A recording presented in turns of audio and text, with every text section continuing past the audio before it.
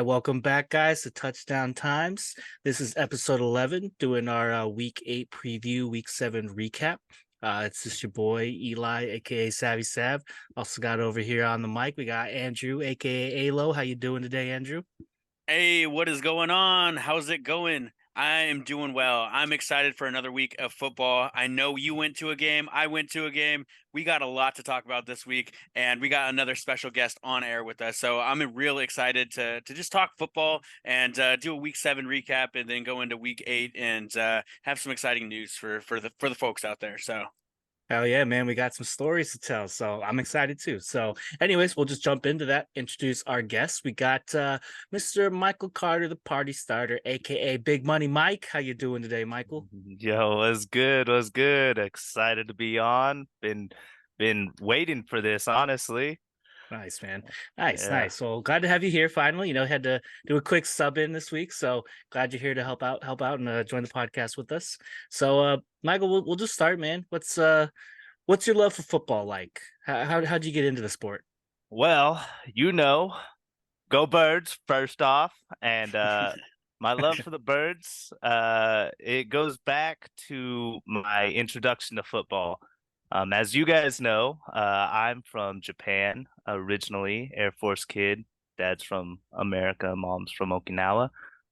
So I spent my first half of my childhood in Japan, and then when I moved to the States, one of my best friends, him and his pops were Eagles fans, and I would just kick it at their house and watch games all the time with them, and learned everything I know about football from watching the Eagles game, watching McNabb, watching Shady McCoy, just doing their thing, running it up.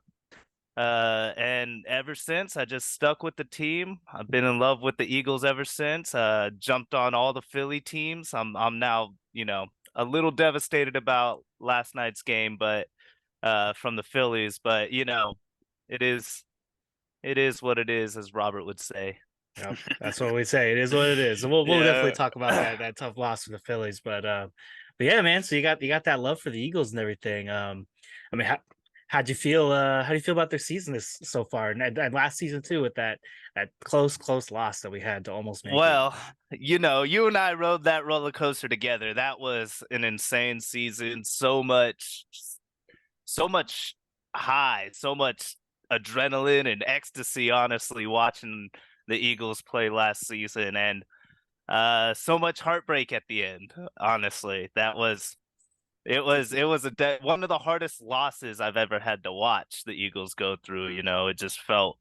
It felt like we got robbed. And I'm not saying anything about the NFL, but it did feel like we got kind of that opportunity taken from us. So, Yeah. oh well. To be But this so season, close and yeah. so close and just be right there and just that's got to be the worst. You know what I mean? Like to make it through all of playoffs, to make it to that championship game and just not come up on top is literally the worst feeling. But that just preps you for next year, right? And look what you guys are doing this year. You guys are amazing this year. So I mean, you guys have all the pieces to really make a good run of it. And I'm excited to see how it plays out for the Eagles, because they're one of the top contending teams in the NFC, in my opinion. Yeah, this season is going really well too. I think even despite last week's loss, like when Eli and I watched that game, it was a little devastating at first because it was just like, undefeated. Now we're not. And Mhm. I had to really sit down. We had a friend over too, me, keep my cool a little bit. I wasn't able to freak out as much in front of people. So, I was able to keep my cool, and I just kind of told myself and Eli that, you know what, it's okay. And honestly, maybe this is good for us. Look what it did for us last year when we started getting sluggish. We took that L, and then we came back and won every game until Jalen Hurts got hurt, pretty much. Mhm. Yeah, Yeah. but Yeah. Exactly. and I think it prepped us for Miami. Honestly, imagine going into the Miami game undefeated, feeling overconfident and a little sluggish without getting that check, because we heard about what the players were saying in the locker room after that game. Coach Nick Sirianni didn't even speak. The players just stood up. It was quiet, and then the players just stood up and started talking to each other. point out Holding everything each they other did wrong accountable. and holding Yep. each other holding each other accountable. That's good. It's good. That's a good team does. They have those leaders on the team that check each other, and they all want each other to succeed. But yeah, let's move into matchups of week 7 and just do a quick just do the recap of kind of what we've done, what we saw from week 7. So we're gonna move straight into it. Something that I'm most proud of right now. The Steelers, they took on the Rams. They traveled to LA, to the SoFi Stadium, took on the Rams. The Steelers came up 4-2 on their record, 24-17 to the Rams, and the Rams fall to 3-4. Great game. I actually went and saw this. There was so many Steelers fans, the most Steelers fans I've ever seen in one sitting in my life. And I kid you not, it was about 75-80% Steelers fans. And even during the interview with Kenny Pickett, she mentioned, the turnout that they had, and it was crazy just to see all those terrible towels go in, and just the energy when the Steelers made a big play, or when TJ Watt had an interception, or when the tides had turned. It was back and forth the whole time, so it was a real exciting game to go to.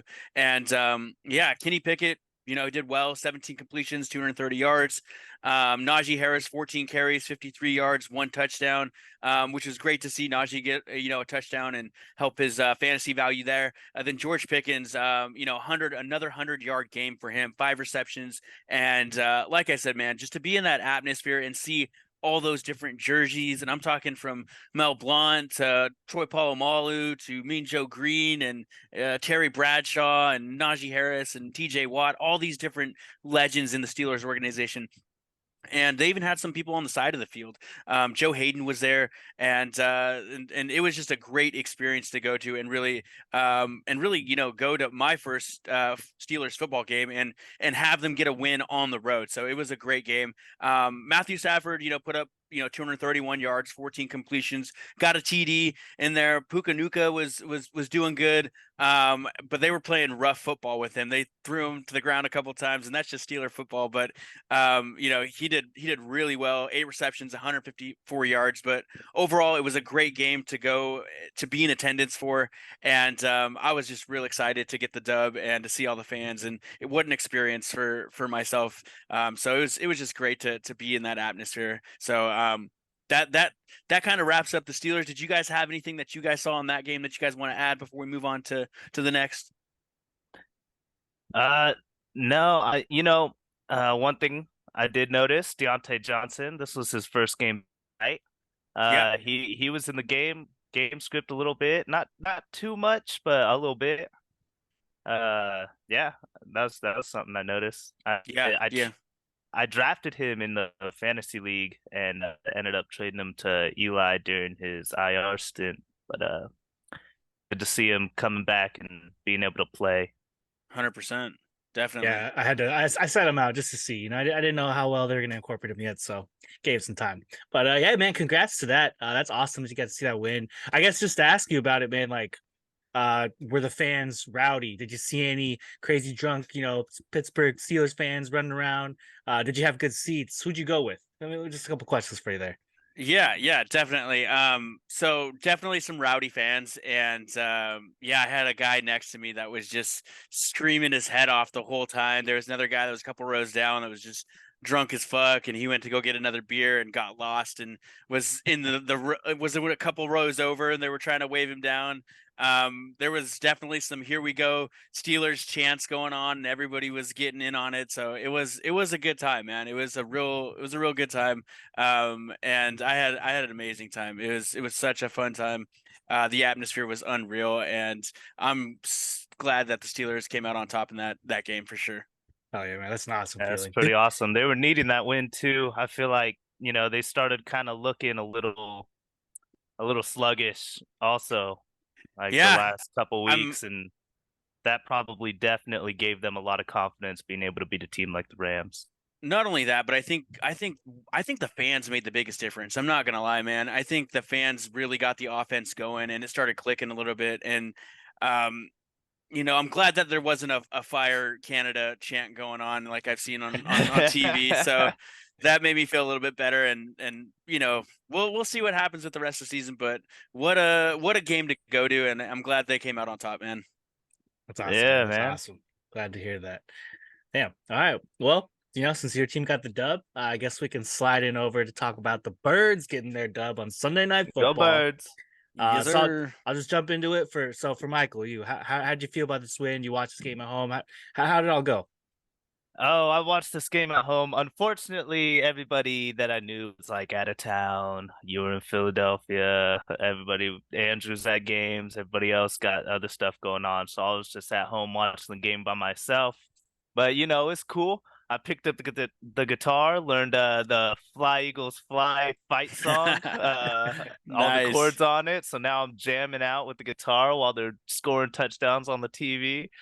Yeah, that game was awesome. It was a good game too. It was a nail biter in the first half, like I was getting nervous, especially with after the Tyreek Hill touchdown, and I was like, ooh, if they get momentum and Tua just starts slinging it down the field all night, that's gonna be real bad because, I love our boys Bradbury and Slay and all the other DBs we got back there, but ain't nobody can keep up with Tyreek. That man looks fast on TV, and that could be hard to do sometimes. Yes, sir. Yes, sir. Andrew, did you get a chance to watch this when you got back? I did watch this when I got back. I tuned in a little bit, and yeah, Eagles were up quite a bit in the beginning, and towards the end I was kind of like, I know how this is going to turn out, so I kind of turned it off towards the end. I was tired from the game and the drinks that I had and the time I enjoyed myself, but turned in a little bit, saw Jalen Hurts, get a touchdown, which is always good. He's my fantasy quarterback. And AJ Brown, he's always putting in work. I really wish I would have seen a little bit more from Devonta Smith. I have him in one of my leagues, and it just seems ever since he kind of had that explosion on the side of the field, which is understandable, being an elite quarterback and putting up those numbers. But it's like, I think Devonta Smith has taken a step back, especially with Julio Jones now being in the situation. Kind of makes me nervous about what's going to happen with him. He's still a great receiver. It's just, I don't know if he's getting all the targets that he needs to get in order to be a solid wide receiver too in fantasy. And that's only my concern. But I mean, I'm gonna throw it right back at you, man. You were at that game. How was the atmosphere? How were your seats? What was it like being at Liberty Field? Is it Lincoln Lincoln Financial. Lincoln Field? Financial. Lincoln Field. Gotcha. Yeah. How was that, man? Man, so overall, the whole weekend was a sports weekend for me. Shout out to my girlfriend Marcella for being able to deal with it every night, basically going and watching games every night. But so Sunday, the actual day, it was at 8 p.m. because of the time, the time difference. So you're just all day, everyone's in Eagles gear. People are starting to get the pregame in, getting faded, get ready for it. We pull up to the game like an hour before. We're walking through, seeing everyone tailgating. It's lively. People are, they're going pretty crazy. I'm hearing the EAGLES chant just going nonstop. And then once we get into the stadium, really easy to get in. Our seats are pretty high up, but we ended up just taking up some escalators. And I swear, when we were in line for the escalators, we got the chant going like 7 times just because I online, people were just so hyped. But it was packed, man. It was the Kelly Green night, so everyone had Kelly Green gear. They were rocking it and everything. Sadly, did not have a jersey, but my girlfriend actually ended up buying me a jersey the next day, so I got my own Kelly Nice. Green jersey. I noticed that. I noticed it's a new jersey for you. Yeah. Jason Kelsey. He might retire this year, so I thought, hey, might as well go and get his jersey. And then man, just overall the hype there. I don't know why. I think that stadium made me feel so American. Like they had a bald eagle flying in, like before the game started.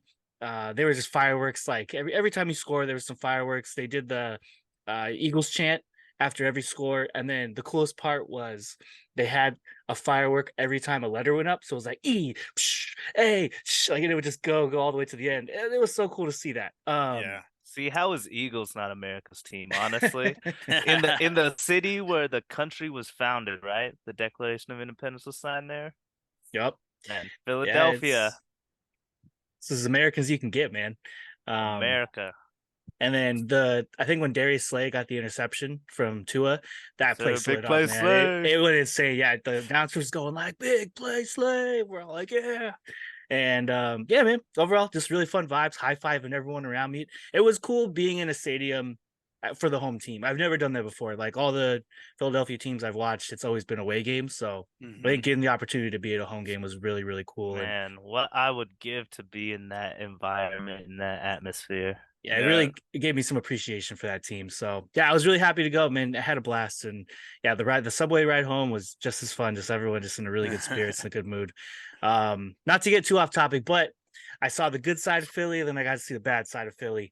I made a last minute decision to go to Game 6 for the NLCS for the Phillies. They were, up 3-2 playing the Diamondbacks. I ended up losing that game I was at, which sucked, but it was still cool to see that stadium as well. So got to see Citizens Bank Park, and then they lost it yesterday, so they are now no longer in contention. They're not in the World Series. Shout out to the Diamondbacks. They got there.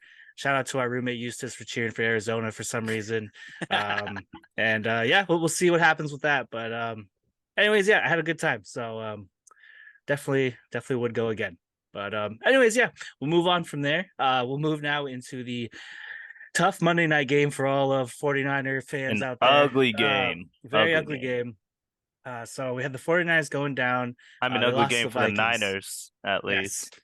I don't know. I think overall, man, I don't know about the Vikings either, but Vikings ended up taking it 22-17. Brock Purdy looking at pretty average out there again, did not have a good night. CMC, he was he was a backbone, but still only like one touchdown, right, that he had, or and he wasn't able to get a lot going on the ground, to be honest. Like, I think it says here 45 yards on 15 carries. That's nothing. Not much that you can do there. I mean, Kittle had a decent game as well, but I mean, you move over. This was the Jordan Addison game, man. Seven receptions, 123 yards, 2 TDs. Hey, shouts out to you. That's that Deontay Johnson trade. I did. I gave him Addison. For that. So, yeah, man, he's able to with other stuff. It was a package deal. So, but yeah. One thing I noticed about this game was just the amount of yards that both these quarterbacks had, right? Brock Purdy, 21 completions, 272 yards, 1 TD, then the mistakes of 2 interceptions. And I think that's what really costed them the game. I'm a big believer that you turn the ball over, it's going to haunt you towards the end of the game, and that's what happened. Kirk Cousins, 35 completions, 378 yards. Dude, he was looking good on prime time. Crazy on prime time. A little surprising. 2 touchdowns, and I think Jordan Addison really stepped up and filled in that Justin Jefferson role, right? He's putting up, Justin Jefferson up to 7 receptions, over 100 yards, 123, 2 touchdowns, just going absolutely crazy. I thought it was a good game for the Vikings. I think it's something that they needed. Everybody was talking about them tanking the season, and now they're right back in this. They're right back in the mix of things. So I think it's good for the Vikings, and I think it's a rude awakening that the Niners aren't as great and at the top of the conference as they thought they were, right? So when the system works, it works. But once you take one gear out of the machine, it might not be efficient. I don't know. It's not looking like it, at least. Their defense is, I don't know. Their defense was looking rough. That's where they were really struggling too. I don't know what's going on with Fred Warner and Tre'Davious Ward, but they're like they played decent, but they were giving up so many big plays. Yeah. Hawkinson was going off too. He had, I think, a lot of receptions from what I remember. Just Kirk Cousins chucking the ball to him midfield all the time. Yeah, no, he definitely picked up some good yardage for sure.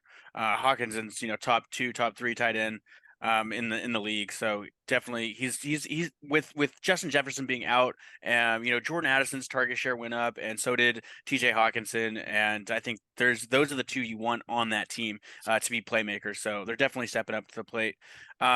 Going to shift gears a little bit. We're going to move into the Browns and the Colts. This was a very, very close game. I personally did not watch this, so I'm not going to be able to talk too much on it. I think, Michael, you probably the one that did you tune into this game and catch this game here? Yeah, I did. This game was actually nuts, bro. It was so back and forth. It was one of the games that I was actually stuck on when it was on. It was good. PJ Walker, man, he's not like crazy good, but like he's keeping up with these NFL story, teams, man. Right? Yeah, He came from the XFL, played a couple years, I think 1 or 2, and as a backup, and then he's got his chance to be a starter, and he's putting up these NFL numbers. And what a story, what a path to make it to the NFL. And I just think, back-to-back weeks for him filling in for Deshaun Watson, he's doing pretty well, leading that team. And I've been looking better than Watson for sure. yeah. Man, I had to drop him in one of my leagues. But PJ Walker doing 15 completions, 178 yards. They're sticking with their run game too. Yeah. Well, Jerome Ford is doubtful now, I think, this week coming into it. So for fantasy managers out there, definitely look to Kareem Hunt, or maybe someone else that you picked up off the wires. Hey, I'm telling you, they got a good committee back there, because Pierre Saint Strong, Pierre Strong Senior, something like that. He was getting a lot of looks too after Jerome Ford went out, and he was running pretty efficiently as well. It seems like that they just know how to utilize like that double head monster, I think that was their system for so long with Hunt and Nick Chubb. It was their system for so long that they kind of are used to that. But Kareem Hunt, 10 carries, 31 yards, 2 touchdowns. I think that's what made him a valuable option this week. And going into this next week, I think he's gonna, if he comes out of that questionable, I think he's gonna be the starter and gonna be getting a lot of touches. And I still think they're gonna be that 2-headed monster. Yeah, but I don't know. I don't see starters on this backfield, man. Yeah. I see it straight up like how they had it before. Because if you remember before, Nick Chubb was like a kind of like a 3-down back, and then Kareem Hunt was a lot of change of pace and goal line. But it was the constant switch up. They were able to just punch it every other play, 1-2, 1-2, essentially. Yeah, let's move over to the Colts. I mean, Gardner Minshew had a hell of a game. 15 completions, 305 yards, 2 touchdowns. That's probably, I would say that's probably a career high as far as passing yards for him. Jonathan Taylor, he stepped up again, kept him in the game, 18 carries, 75 yards, 1 touchdown. Zach Moss doing, I think they're shooting for that complimentary backfield as well. 18 carries, 75 yards. I think their snap share is almost like right down the middle. Exactly. I think Jonathan Taylor will take that eventually. But they're just kind of easing him in, working him back in, and now I think now I think he would be a starter in fantasy. I would feel comfortable starting Jonathan Taylor. Well, if you guys remember my trade 4, I did say get JT because they would start implementing more snap shares, and he's not the snap count now. I think as long as he's able to get more touches and have more touchdown opportunities, he. I don't know, man. I will say, having these 2 running backs being so efficient as they are, JT being injury prone as he is, they just paid him a good amount of money. It might be smarter to keep it more of a committee between them, save his health a little more, and why step away from something that's working, man? Zach Moss is killing it out there. Interesting take on it. Yeah, interesting take on it. I mean, I definitely can see your perspective of it, but I think Jonathan Taylor's going to take over that, at least move up to 55, 60, maybe 65% snap 60-40 share or something. Yeah, 60-40 is probably ideal for them. But we'll see. He's going to be on the team for a couple of years, right? Maybe next year he'll have like full workload, but I feel like this year it's probably going to be more like a split. But that's just my opinion. I don't know. We'll see where they go from there, man. I think it should be interesting. We'll see how the season goes. Yeah, definitely. Anything else you guys want to talk about that game? Josh Downs had a pretty decent game. I know. Joshua Downs, he was a good waiver pickup for anybody who picked him up. Yeah, definitely. I think I picked him up this week just to have him. Considering that Gardner Minshew is a pocket passing quarterback. I think he's that wide receiver on that team. He's the younger guy that can definitely put in some work and go downfield and catch the ball. So I picked him up. We'll see how it turns out, but he had a hell of a game this past week. So we're going to move into maybe not the most exciting game, but a close one. And I know it's heartbreaking for me and Savvy Sav, as we did have the Survivor Series pick on this one. We're talking the 2-4 Packers taking the loss 17-19 over the Broncos. Good for the Broncos. I'm glad, but it's not like we're going anywhere. These are 2 terrible teams, 2-5, 2-4. What did you guys see out there? Michael, we'll start with you. I watched this game a little bit. I wasn't too invested into it. I had my setup going on with my three TVs and all games pretty much playing all at once. And it was yeah, it was not an interesting game for sure. Every time I looked at it, it was just kind of, you know, just boring. So I don't know. I didn't watch much of it to be honest. I mean, I'm looking at these Yeah. numbers, man. Neither quarterback hit over 200 yards. Yeah. Maybe one or two touchdowns. The running backs didn't do much. It just doesn't look like much happened. And I didn't really get a chance to watch this, but I was keeping up with the score for the sake of our survivor pick. Exactly. Same. And yeah, I just saw that. I think Packers came back, and it was close. I think they were at a lead at some point, and then Broncos ended up taking it at the end. And I was like, man, well, that's stuff. So congrats to the Broncos for getting that. Guess Russell I, Wilson gets something I to hang will on to. say Cortland Sutton's been on my bench all season in one of my leagues, and I every time I look down and see that he's going off, it's like, man, I don't know whether to be happy or mad Hey man, because that may be someone you every need to time trade then. See if you can get every some time I value off a trust good game. yeah, every Yeah. time I trust him, he doesn't put up, and then every time I don't, he's putting up numbers. Those are the guys you get rid of when they're playing high. You just see if anyone bites and if anyone's desperate. I feel like Cortland Sutton's a hard sell. Yeah, that's true. If maybe he has a decent game against the Chiefs, probably won't though. So you might not be able to sell him for that. But I could probably sell him to Robert. see if you can buy it. uh, Damn. All right. Well, we'll move on to another tough loss for another good team. Bills end up going down to the Patriots, 29-25. The Patriots now at 2-5, and Bills dropped to 4-3. Man, Did you guys what get a a crazy chance? game. Yeah, Michael, what did you see in this game? This game was pretty good. I was so shocked when I looked at it, it popped it up on the screen and Patriots were honestly whooping the Bills. Like they were controlling. It wasn't until the end of the game, like the last two drives each, that they were able to put up touchdowns really. I put like a live bet on the Bills not being able to put up enough yards with Josh Allen, with that last drive. And then they were able to pop one in with Stephon Diggs, who wasn't doing much all game, and then do it again after the Patriots went 3-and-out. But then the Patriots, they were just able to come out on top. I don't know. It was a crazy game. Good game.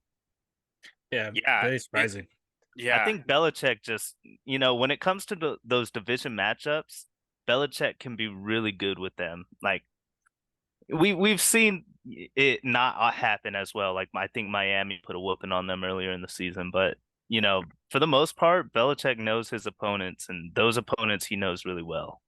Yeah, yeah, especially after coaching as long as he has, and seeing the same teams over and over, because each team has their tendencies and their traits and characteristics of it. But how about Mac Jones?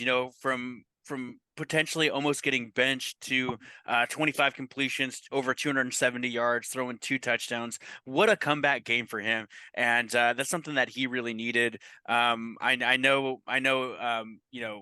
There was some rumors about him potentially getting benched. Is he the franchise guy? And I think he came out there and he had to make a statement, and he did.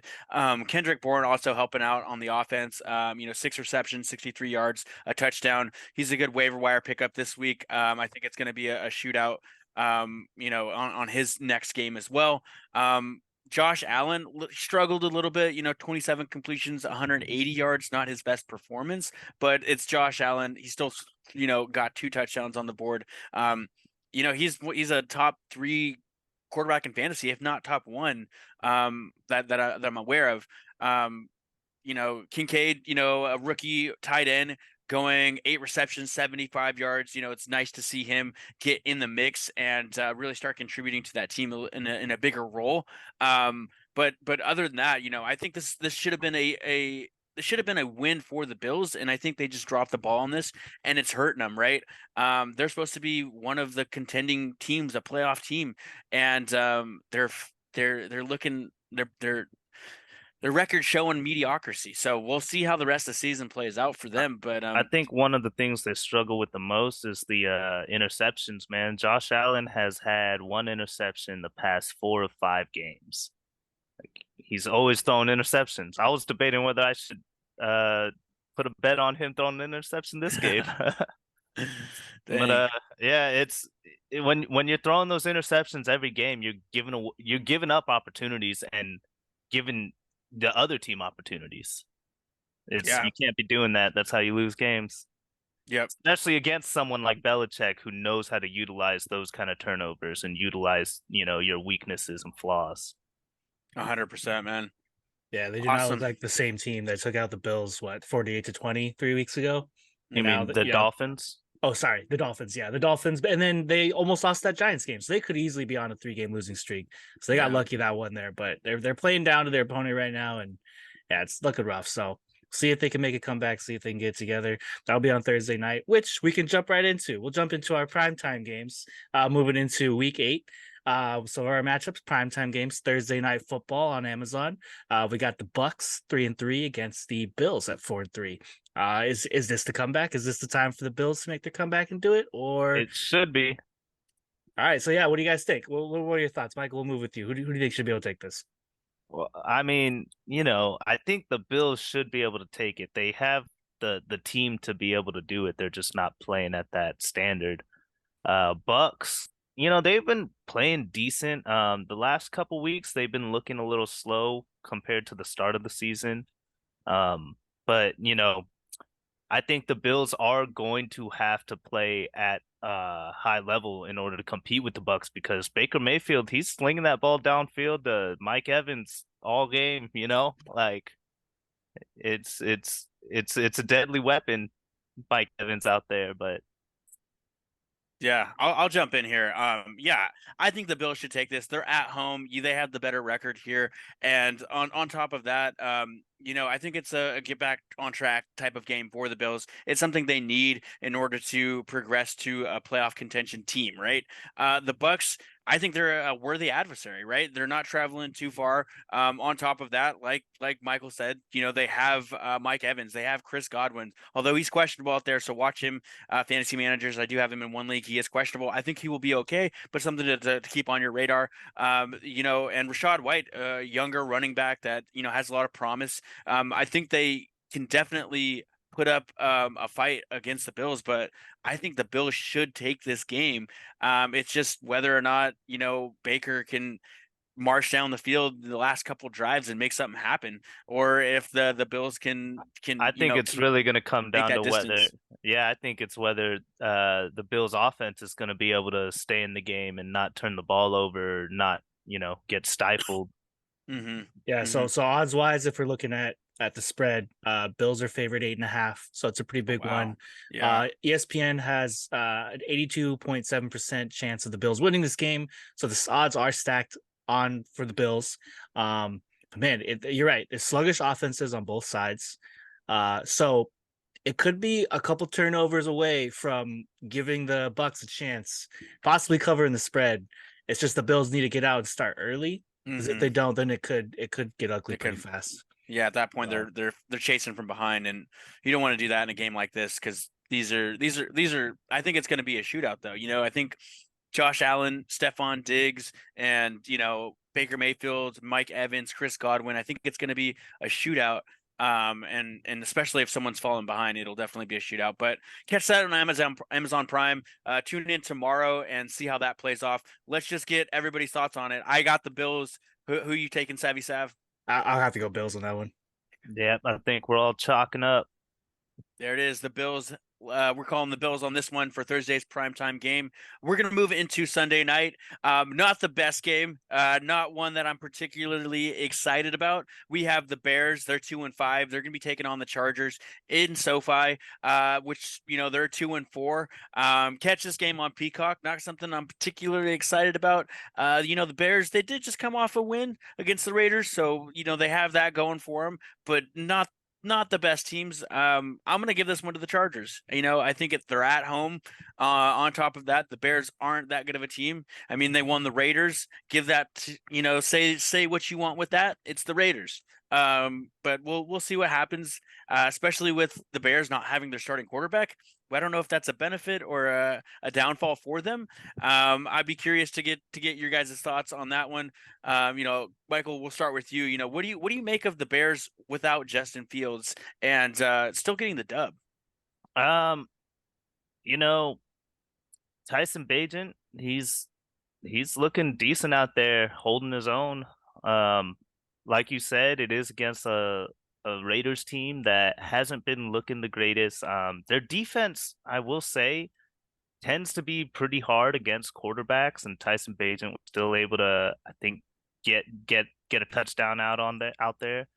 The Bears, I don't know, their run game has been they've been having injury problems, but the running backs they got in the depth chart is they've been putting up. When Khalil Herbert was putting up against the Broncos, then he went down, and I think who came after him? Moshawn Johnson, and he's been doing decent. I don't think he's been doing like very good, but then I know Dante Foreman just came in also after Roshan Johnson went down, and he put up a decent number, I believe. They might be figuring out how to work this offense without Justin Fields, because I think with Justin Fields they were trying to, at first they were trying to force him into an offense that wasn't working for him, and that's why they weren't succeeding. And then they were trying to specialize in what he's good at, and they kind of overused that, got him hurt. And now they're kind of need to readjust, and it seems like Tyson Bagent seems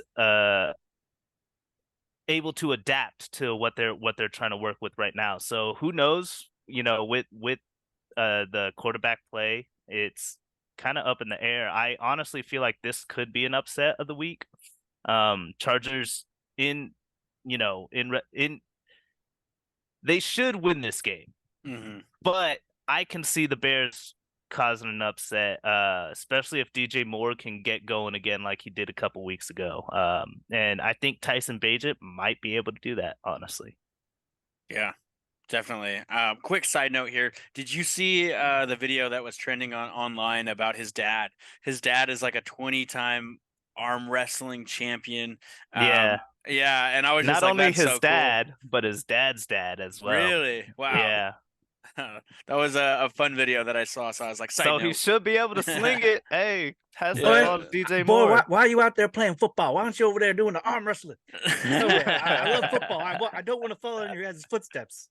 I want to throw the ball. You're a disappointment making millions in the NFL.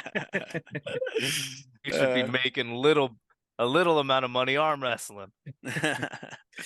Man. Well, I'll just say my spiel then. I mean, you guys all have pretty similar points with me. I could definitely see the Bears covering the spread. I think it's 8.5 as well for this one. I do not think the Chargers, they win big games like this. Like they don't blow teams out. They're a very, very close margin winning team. I think for 8.5 on a spread is huge. It is huge, and I mean, I think they do have a lot of faith in them. I don't think the Chargers should be. I don't think they're going to be a 2-5 team. Like that's what they would be if they lose this one. I think they should be able to beat the Bears, especially with the backup.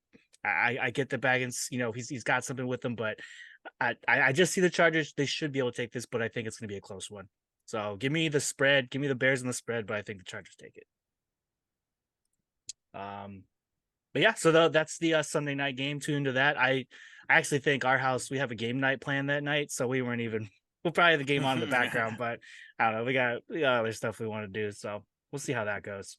Cool. If the game's playing in the background, I'm gonna be focused on that. It's gonna be hard not to peel my eyes away from it. We'll throw it on the radio. We won't even watch it. We'll just tune the radio on. We'll just listen to see how it goes. Red Zone Radio. Oh man! All right, so we'll move into the Monday night game. Not the best matchup. We have the Raiders 3-4 against the Lions at 5-2. Raiders coming off of their loss against the Bears, and then Lions coming off an ass beating against the Ravens. So we'll see if what can happen here if the Lions can really make a comeback and get back to their dominant form. We'll start with Andrew. Andrew, what are you thinking on this game? What do you think is going to be able to take it? You know what? Anytime it's a team going up against the Raiders, I'm gonna generally give it to the other team. So I'm gonna give it to Lions on this one. I didn't catch that Lions butt whipping. I'm glad that Lamar went off because he had 38 points. But I'm just like, what happened to the Lions? I think they scored maybe one time one touchdown or a field goal. I don't know, but it was a very low game for the Lions. Man, we should have recapped that one. Michael, I mean, did you catch that game? What was Yeah, that like, man? I caught a good amount of it. I will say I give a lot of credit to the Ravens. They were just, dude, they were fire. They were like a V8 engine firing on all cylinders. Like it was crazy. All their receivers were able to catch all their passes. Mark Andrews was beasting it up on National Tight End Day as he should. Mm, Yeah, their run game was good. Gus Edwards was able to get stuff going on the ground. Lamar was just playing like MVP Lamar, and everything was just working. mm, I can't I don't know what was wrong with the Lions defense especially and their offense because they didn't put up anything, I don't think. yeah, yeah, yeah. It was just But it was the Ravens were just playing they just looked like the most dominant team in the league, honestly. Like in that game, they just looked so devastatingly, crushingly dominant. mm, yeah. Yeah, that's I'm all gonna I could say about it. Yeah, I'm gonna give it to the Lions on this one. I think it's a get back on track type of game for them. Catch it on ESPN. Your thoughts on the Raiders versus the Lions, Savvy Sav? What you got to say on this one? Yeah, man. I think it should be the get right game. I mean, hopefully this isn't a game where they falter again. I think that this team is probably pretty good at bouncing back. Yeah, man. Just to speak on the Lions Ravens game from last weekend, I actually made a FanDuel bet because FanDuel's you can use a sports book out there in Pennsylvania. So I was able to make some live bets there too, just on general games. I made a bet that every team scores at least one touchdown in the morning games. And the last one I was waiting for was the Lions. Thank God they did because they were able to get one in garbage time. I think it was Amon-Ra St. Brown. Was he the one who got it? I think he Yeah, was. Yeah. yeah. So I was hyped. And I had him playing in fantasy. He's like, thank God I got some points out of that. So at least they got some garbage time points for me. But yeah, overall, I think, this should be the Lions game to come back. Well, maybe we can get some money out of our friends. We can see if Robert just want to bet on this one, but we'll work with that. What do you think, Michael? Who do you got? Yeah, I'm going with the Lions as well. I just, I think that they should be able to get right. They butt whooping, and that should definitely let them know what their flaws are in their offense and defense, and help them be able to fix it up. And the Raiders, they're struggling. Josh Jacobs ain't looking good. I don't even know, is Jimmy G playing? I don't even know. You I know, think he's back this week. Yeah. yeah, because Hoyer didn't look good at all. And their defense, they weren't looking that great either. So I don't know. They just don't look like a complete team. I think Lions are way more complete, and if they could just fix the flaws that they had last week, they should be able to run this game easy. Nice, man. All right, so we all got the Lions taking that one. A little chalky for the primetime games, but we'll see what happens. So I mean, they're not all the best games, so we'll see how that goes Yeah. down. But we'll move into some quick hits for these other couple games that are kind of I'll, exciting I, on the I'll day. say on Sunday night, I'll take the Bears on that one. Okay, all 'Cause right, so we'll give the Bears on that one. I believe that could be an upset. It's definitely going to cover the spread. 8.5 is way too big to give, I think. That is a The pretty way the big one. Chargers been playing, Yeah, nah. yeah. I agree. All right, so we'll move into a couple of quick hits. So we'll do a quick statement, maybe a couple sentences, and who we think will win. We've got the Rams at the Cowboys. I think this will be a fun matchup. I do like these two offenses. This will be the game that decides if the Cowboys are an above-average team or not for me. But I think the Rams have a pretty good shot. I think that this could be their upset for them to take them out. But yeah, I'm gonna take the Rams in this one. Cowboys got to prove it to me. What do you think, Michael? Yeah, I'm gonna go with Rams. I like the Rams way more than I like the Cowboys. Fuck the Of course. Yeah, Rams. We'll go Rams. I'm gonna go against the grain on this one. I'm gonna say the Cowboys are at home, and if they want to be a playoff contention team, they got to win this game. And I think Micah Parsons can get to the quarterback and cause some bad throws from Matthew Stafford. But we'll see. It's anything happens with Puka Hey, on the and same side, the Aaron Darnold. Cooper said. Yeah, exactly. He's gonna mess up Dak, bro. He's gonna have Dak running, probably break another ankle. I'm gonna go with the Cowboys on this one and go against the grain, but we'll see what happens. All right, we'll see Yeah, from there. yeah, See from yeah. there. That should be interesting. I'll definitely be watching that. Yeah, I'll be tuned in that one. Other good, really good matchup, I think. Browns and Seahawks, both at 4-2. Browns coming off that really, really close win, and Seahawks are also looking pretty good. So I this is a tough one. I think PJ Walker will be playing again. And even then, I'll give it to the Browns on this one. I think Browns with their defense is pretty staunch, and I don't think Geno Smith is up to that task. So yeah, I'll give it to Browns on that one. Andrew, what do you think on this one? I'm gonna echo exactly what you said. You think the Browns are gonna take it? They're gonna go into Lumen Field, and Miles Garrett's gonna be on Geno Smith, and he hasn't been playing the best football this year. Last year he was exceptional. This year, not the best football. I think he's averaging about 13, 14 points for fantasy right now, and he's been out a couple times. And I think just they're applying a lot more pressure than they to him this year than they did last year. And Miles Garrett in that defense, it's going to be hounding him. On top of that, I believe in PJ Walker. I think he can really lead that team to a victory, even if it's on the road. One thing to keep in mind is DK Metcalf's probably going to be back this week, and the Seahawks have a good offense. I'm more worried about is the defense going to be able to stop the Browns' offense. PJ Walker, Elijah Moore, Amari Cooper, and that two-headed backfield. Kareem Hunt and whoever's complimenting him there. So I'm gonna give it to the Browns on this one. Michael Carter, what's your thoughts on this one? One thing to say, Miles Garrett during spooky season, no thank you. I'll go with the Browns, man. And I'm not gonna lie, their offense is they're looking good. They got a good backfield.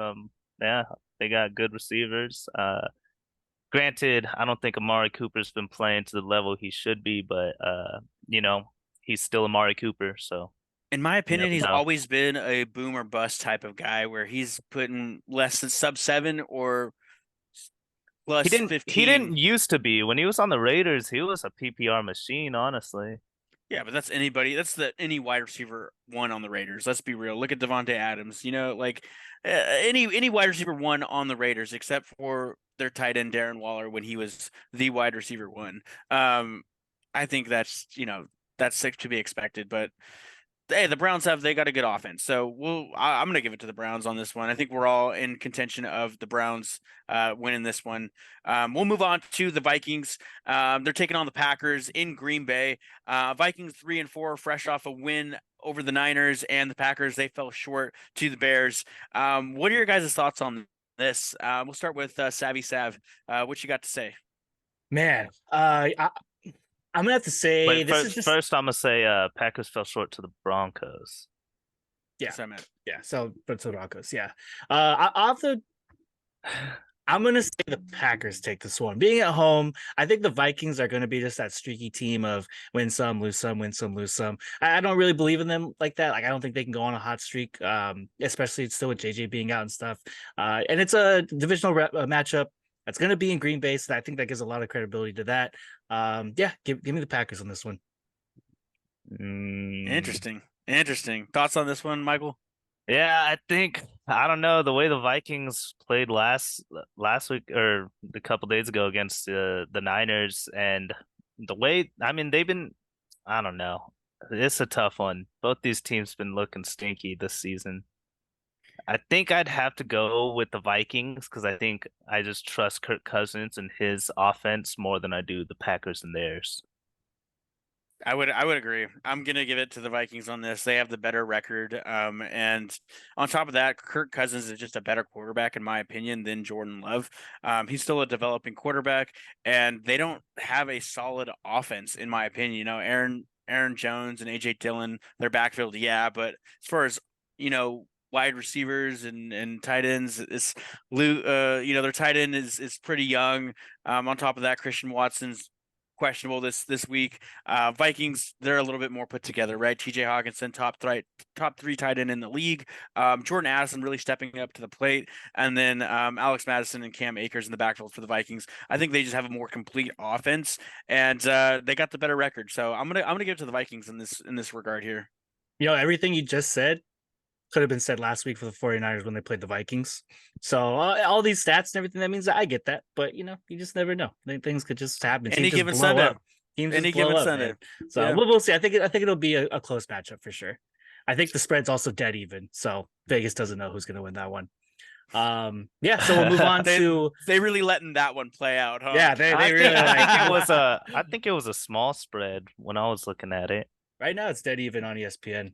The line, Oh, is it? Oh. yeah. So we'll move on to a pretty fun matchup. I think this will be a good indicator for the Niners, especially. But the Bengals at 3-3 at the 49ers, who are now 5-2. For this one, man, this is gonna be the see if the 49ers can if they go on a losing streak. I don't know, man. They could easily lose this game and drop it. You're going up against top tier talent on the Bengals offense. I think it could turn into a shootout, especially with the Niners defense looking pretty sus, letting Kirk Cousins go off of them like that. This could be a fun shootout. And for me, I'm gonna ride the team that I like more. I think the Bengals got it. I think if Debo Samuel's still out, I don't think Brock has it in him to keep up with his team. So yeah, give me Joey B in their squad. Michael, what do you think on this one? I'm feeling the same way. I feel like the Bengals, they were starting to get right before their bye. They should be coming out of their bye nice and fresh. Joey B should be able to get a lot more strength from that calf injury, from recovering from it. And I the way the Niners been playing, it hasn't been looking good. And if Debo's out, especially, and if they can't run their system as perfectly as they have been, give me the Bengals for sure. Yeah, I think we're all in agreement on this one. I think the Bengals, like Michael said, they're coming off a bye and they've been doing well the past 3 games. So I think the Bengals, Joey B, Jamar Chase, T Higgins, Tyler Boyd, I think they have that potential to be that offense, that high powered passing attack offense. Even Joe Mixon, he can get it done on the ground. And I think, the 49ers are starting to falter a little bit. We'll see if they can pick it back up. It is going to be at home in Santa Clarita. So we'll that kind of makes me nervous because I know the Niners fans run deep, especially at home. So that might throw some things off, but I think Joey B can go in there and make something happen and make some magic happen and start turning the season around. So I think I'll give it to the Bengals on this one. Yes, sir. Yeah, man, definitely should be a fun one. All right, well, Yeah, that's it'll gonna be be a fun one to watch. our week 8 preview. I think we got a couple good matchups. Prime time's a little stinky, but we got some good ones during the day. So yeah, we'll move on into some fantasy talk.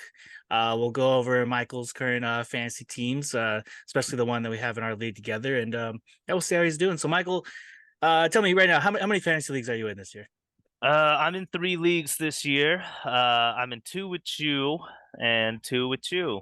No, I'm in 3 with you, Eli, and then 2 with you, Andrew. Yeah. East What's your Coast, West records? Coast is my worst one. That's the one that I'm in with. I joined in with Robert when he needed a 9th and a 10th. So I joined in his like family league. And that one I just took an L against Eli. That Battle of puts me out. the 1 and 5 teams. So Yeah, that puts me at 1-6 now. So that Wow. one I'm doing horrible in. That was my second round draft pick. I picked up Jamar Chase, or second overall pick. I picked up Jamar Chase, and then um yeah, he pretty much caused me. I also drafted Jameer Gibbs and Ramondre Stevenson as my starting running backs, and the whole first couple weeks they've been doing nothing. So I was just taking L's left and right in that league. My other 2 leagues though is both degenerate gentlemen's leagues. One is with Eli and a lot of his frat bros and stuff from SDSU. That one I'm doing pretty good in. I believe I'm 6-1 now. yeah. I'm dominating that league, honestly. I can list you a couple of the names that's been running me some dubs. It's like Travis Etienne, Christian McCaffrey, and Alvin Kamara. Those are my top 3 running backs on that league, and then I got Sam Laporta and Joey B as my quarterback and tight end. So that one's doing pretty good. And then of course the league we're in together, I'm doing pretty good in that one as well. I'm 5-2 now because I just took an L to Matt. As I heard him say, he wanted to make sure he got the dub against me when he was on here. So congrats and happy birthday, Matt. That was your birthday present. That one I got a little bit on the bad luck side because Kyron Williams went out. Khalil Herbert was out from the week prior, or maybe 2 weeks prior, I don't remember. And then all my backups were on buys. So I was left without a running back slot for pretty much the whole week, and I waited until Sunday to see if there was any news about McCaffrey. Um, so I ended up picking up Latavius Murray last minute. Yeah, and that didn't do me too well. So, oh well. Yeah, man. Yeah, taking a pretty big risk because you had McCaffrey playing on Monday, so you had to hope that he was for sure going to be able to Exactly. play. Makes sense, man. Damn. Well, so you're doing pretty hot. I think you were also like the number 2 pick in all 3 leagues, right, or something like that, like 2 or 3. Yeah. So you're the Yeah, top 3 I for was the sure. number 3 in both those both the other leagues, both Degenerate Gentlemen's. I was number 3 pick, and I went McCaffrey on both those picks. Yeah, so clearly McCaffrey over Jamar Chase was the call for him, being so how bad his other team's doing with Chase. But that was just a tough start for him. But yeah, man, doing pretty hot. You were coming off what you won a championship once so far, right? Yeah, 2 years ago I took the championship home. Yes, sir. He did kick me out and take that over me. So so tough. Yeah, we've had a tough rivalry over these years. You always beat me in the regular season, and I'm always beating you in the postseason. So Yep. Where it counts. Yeah, man. All right. Well, you're doing hot, and I wish you the best. And I think we're getting close to the halfway mark for our fantasy season. So see how you do. We'll all be in playoffs together, hopefully, and we'll see each other there. So should be fun, man. You're the guy to beat sometimes. So all right, I like to hear that. we shall see. All right. So moving in, we'll go to some power rankings that I have from Fantasy Pros. For the week 8 power rankings, we have in first, The Hills Have Eyes, which is Tristan. Second, Matt at ET Phone Mahomes at second. Myself at third. I'm at 99, so pretty close to 100. And then Michael's at fourth. Drag Me to a Hell at 96. He is tied with Jared. Jared's at 5 at 96 as well. Then it goes down to Edward, Jacob, and then Andrew at 8, 93. So still pretty much in the 90% range. Michael Myers with Robert, and then Get Scold, it's Paulo at 90. So I think our teams are looking pretty solid. I don't think, because there's no buys this week, we have all of our main starters playing, so that's kind of why we're all ranging in the 90s percentile. But yeah, so that's the week 8 power rankings, and then we'll go rest of season power rankings, and this is interesting, especially when we get to the end. So we have Matt at 1, Tristan at 2, Edward at 3, myself at 4, and then Michael at 5. So me and him are pretty close for the rest of the season right now, based on our teams. Jacob at 6, Jared at 7, Robert moving up to 8. He was at 10. He was looking pretty bad. He was but looking at the bottom. I think his team's kind of slowly crawling the way back. Paulo at 9, and then Andrew at dead last, 70%. I don't understand this. Robert's 1-5. I've I got think it's based off matchups for the rest of the year. Your players. It's not based off of how you're going to end up. It's just saying this is how your team may do the rest of the season. So they're just looking at the rankings. Literally last week I was like top 5. What the heck? Every week we get a bigger sample size. Actually, we only did this 2 weeks ago. So technically it's been 2 weeks now, adding more samples to it, because we didn't do it last week. Okay. But yeah, so yeah, it'll be, we'll see, man. We'll see. Andrew, you got to start thinking about maybe making some moves. I know, right? I sent out a couple trades earlier this morning, but we'll see what happens. I definitely got to look back on it and see what I can do about that. But I don't know how that happened, but I'm glad I'm facing Paulo this week. Yeah, man. Hopefully got a pretty good shot. I'm facing Matt this week, so I may take the L, but we'll see. It should be a close one. Yeah, definitely. All right, moving into some waiver wire pickups. You guys probably listening to this after the waiver wire is already done. So I had some names down, but just curious, any guys that you guys have looked into this week or were you able to pick up? Or for me, I didn't see anyone necessary that I needed, especially because there's no buys this week. So it wasn't anyone I really needed to fill in or have. But one guy I'll throw out there that I was looking through, if you need a streaming quarterback, which some of us do, Derek Carr is kind of have some good juicy matchups coming up. Indianapolis, Chicago, and Minnesota are all pretty bad teams on the passing defense, and I think they could make a good tear. So if you're looking for streaming, he could be someone to look into, and maybe not. He's not going to be on too many people's radars, so just something to have there. I got a stinky streamer. Yeah, go ahead. Kenny Pickett's got a good matchup coming up, I believe. The Jacksonville Jaguars tend to give up a lot of points to quarterbacks, and with Deontay Johnson back and just the Steelers looking a little bit better than they have been looking, they might start picking it up, and Kenny Pickett might be a viable option. Okay. Possibly. It's a stinky one, but it's a risky one. That's definitely a risky one. No offense, Andrew. You saying don't do it? Don't do it? No, you don't believe in the boy? I always believe in the Steelers. I honestly think they're a run first type of offense. That's how they scored their last 2 touchdowns. And when it gets to the red zone, I think that's generally how they score, unless they throw up a bomb to George Pickens, or unless Deontay Johnson breaks a curl route for. Well, Jacksonville is pretty good against the run, I believe. So maybe he will have to throw it. Yeah, we'll see. If so, I'd be happy to see it happen, man. I would be. No fake slides though. As far as some other waiver wires to kind of throw in there, I actually picked up 2 of the ones that we have on our list here. Dalton Kincaid, tight end for the Buffalo Bills. I think he's that rookie that's getting a little bit more involved in the game plan. He's playing a little bit bigger of a role. Just because I don't think Allen can throw it deep every single time when they're throwing the ball. So, those shallow mid-range passes, I think he can really pick up on. Another good guy to go out there if he's available for you guys. Josh Downs made a real good impact this past week, over 100 yards, like we said. He's the wide receiver for the Indianapolis Colts. Go check him out. He's another good receiver. If you're in need of a receiver this week, based on injuries or whatever you not, but definitely go take a look at those guys if you guys need help at the wide receiver or tight end position. I got a couple more for there also. Another Josh. I saw him on some waiver wires. He probably should have been picked up last week. Joshua Palmer, because he did go off with the Chargers against Kansas City. But I saw him still on there, so I picked him up in a couple leagues last night. For tight ends as well, Trey McBride.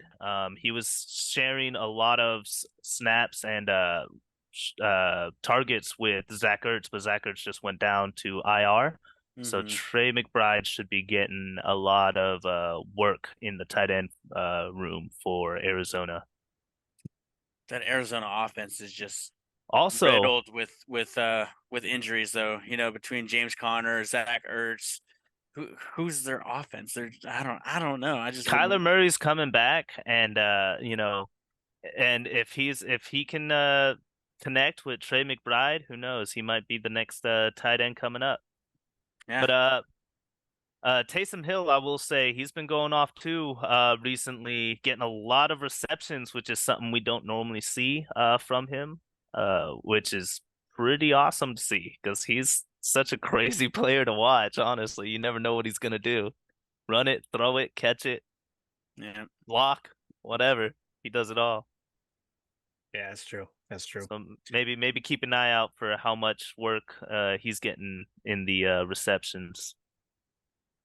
Yeah, especially coming up, we got a couple more bye weeks. I think next week is like 6 teams on bye. The week after, week 13 is the bad one. That's gonna have like a lot of buys. So start planning. Maybe see what you can pick up before anyone else, because a lot of people are gonna be struggling for buys that week. All right, so that's the waiver wires. We'll move on to some of the injuries that we saw happen this week. Some of these guys might be out, so just watch out in case you may have them starting, and you need to make sure you have a backup plan in case they're not practicing this week. Deshaun Watson was cleared to return, but he was held out the rest of the game. So, PJ Walker was in. I probably wouldn't even really touch Deshaun Watson anymore this season. I don't know. He could be really streaky. Keep him on your bench maybe if he gets start getting hot, but I don't think he's worthy of a start right now. Jerome Ford out for 1 to 2 weeks. So Kareem Hunt will be able to fill in that slot. They'll have the 1-2 combo as well. So yeah, it sucks. People probably dropped a lot of their fab on him as well. So just see if you have a backup plan for that. Christian Watson, right knee, could possibly be out for 1 to 2 weeks. He's one guy just to watch. I don't know if you're really starting him, but just also something to keep an eye out. And then 2 more guys. Luke Musgrave, he could possibly be out for week 8 due to a left ankle injury. So if you're hurting a tight end, maybe go look at the other waiver wire targets and see if you can get someone to fill in their spot. And also Gerald Everett is out with a quad injury. He possibly out for week 8. So just keep an eye on that as well. See if you could fill in those roles. I don't know if you guys saw any other injuries. There weren't too many like big ones. There's just a couple small ones that some guys might be out. So just to watch out for. That kind of concludes most of our fantasy talk this week. We were gonna kind of keep it short on that just so we can go over, more fun talk about, our adventures going to these games and stuff. So yeah, unless you guys have anything else, I was gonna move just into our week 7 shotguns that we had. Yes, sir. So last week we only had one. I had one. And then so this week though, we got a lot. This is a fun one. So first we had Edward. Needed a shotgun to do for Deshaun Watson having negative points, negative 1.8. So Rafa, they took him out and didn't let him come back in, and that's pretty tough. So RIP to that. Jared had DK Metcalf also out he's at doing 0. this too much. Not looking at the injury report before the game starts. This is like the second time he's done this. Jared had it in 2 leagues too. I think DK for both leagues and had him starting. So that's tough. But yeah, so he was out. Andrew, Zach Evans, I saw that you picked him up that week and started him, and he ended up getting a 0. So that is that's a shotgun for you, buddy. ESPN lied to me. Well, they moved up Darnell Henderson and played him, and he did pretty well. But I was just like, what the heck? I thought that was going to be a lock. At least he'd get some playing time, considering he was third string. Ronnie Rivers was out, and Kyron Williams was out. Yeah, in hindsight, I guess though it makes sense considering Darrell Henderson. He's been on the team before and he's ran that offense. He did well. Like I get it, but I mean, like, why is he not third hindsight. string? There was a lot of hype on Zach Evans for sure. I think it was because there was a lot of hype coming out from college and stuff, and people were just saying he was an explosive player. So I think there was just a lot of excitement on what he could do, but that kind of took over what was the reality of the situation. Damn. And give my boy a chance to run the ball. You live and you learn, Andrew. Send us a shotgun soon. All right. And then Michael. I did this one yesterday. Michael did have his shotgun. San Francisco defense -3. Who would have thought? No one's not going to start San Francisco defense, especially against primetime Kirk Cousins. But hey, man, they were able to put him up, and that's just tough. That's just tough. So it's the luck of the draw there. Yeah, the shotgun, Coors Light. Shouts out to Cal's Coors Light Kestis. And speaking of bad luck, man, we got old Robert having to do 2 shotguns. Hey, but congrats though to him. He got his first dub this week. So he was able to get Hey, congrats. The boy. He was able to beat Jacob, I believe. Dang. I played Jacob this going week. on, Jacob. I'm going to get a get-right game this week with Jacob. But Cole Kmet had 0 for him, and then Detroit -7. That should be like 2 shotguns, to be honest. That's a bad loss, man. That's really and to still win your matchup with a 0 and a -7 against you. Yeah, that's real nuts. And it's not like Jacob has a bad team. Like I looked at his team; it's not a bad team. Maybe at Jacob all. should shotgun because he lost to Robert. To lose to the first only 0-6 team. Yeah, that's tough. It's tough. No, I'm just playing Jacob. You're good. Sorry, we love you, Jacob. For now. We'll bring this up when he comes on to interview. We'll have to call him out. All right, so that's shotgun segment. Should be fun. We got a couple shotguns left to be sent in. So moving into the betting segment, we'll just do a quick recap. I had Minnesota up +6.5, I think, with 49ers. They ended up winning. So, congrats, got that one right. I didn't get the Chargers covering their spread. They ended up getting, it was a close game around halftime, but then Chiefs ended up taking it out. some of the bets I like this week. I like the Bengals plus 5.5 at the Niners, or just straight up upset. You could get them at the money line. I think that should be fun. Chiefs at Broncos. I think Chiefs should annihilate the Broncos. That's negative or -7, so I think they should be able to cover that spread easily and beat them by more than a touchdown. And then lastly, we talked about it before, but I like the Rams plus 6.5 at the Cowboys. I think even if the Cowboys win, it should be a close one. I think that the Rams offense is just too potent to, to lose by a lot. So I think they should be able to stay in the game. Should be a fun one. So those are my 3 favorite bets of the week that I'm liking. Do you guys have any fun upsets or anything you're looking into? Or Nah, not me personally. No, not me. Michael, what about you? Michael kind Just of like the the Bears, right? Yeah, just the Bears Chargers. That's the line that I really like. 8.5 is a pretty good one for the Bears. I think they can keep it way closer than that and possibly come out with the dub if the Chargers charge. Yeah, that is true. That is true. All right, so we'll move to the sad Survivor recap. We are now out of the Survivor contest. Thanks, Greg. Yeah, we had faith in your Packers, man, and they ended up losing the Yeah. Broncos. Kind of analyst are you? I'm just messing with you, Greg. I'm just messing with you. We love you. All right, we love you, Greg. We love you. But I think what we should do for fun is we'll play an alternative timeline for us, just for our own pride and just to practice to see if we do the Survivor next year. So we'll pretend that we picked the Browns and they ended up winning. So we'll roll with that. So now we have the Falcons, Bills, Seahawks, Eagles, Lions, Rams, and Browns. So the matchups this week, I had a couple picks that I thought were interesting. One of the risky ones is the Bears at the Chargers. Michael does like the line on there. I think the Chargers still should be able to win it. So it's just, a risky one, but you could take it. And then 2 safe ones, Chiefs at Broncos and Patriots at Dolphins. I think probably the Chiefs at Broncos is a safe one. You could just go with the Chiefs this time and just, have an easy week and not have to stress too hard. What do you guys think? I think the Chiefs. I think the Chiefs and Broncos would be the safest bet out of those 3 options because 100%. Dolphins Patriots is a division game, and I do not like picking division games for. Well, technically Chiefs and Broncos are too. Oh yeah, they are, huh? I'd still go with the Chiefs. Lock in Chiefs, my guy. Yeah, I would too. The Broncos, there's no way they could beat the Chiefs. All right, so we'll go with Chiefs on that one. That's going to be our playing for pride. So tune into that. Playing for pride. I love it.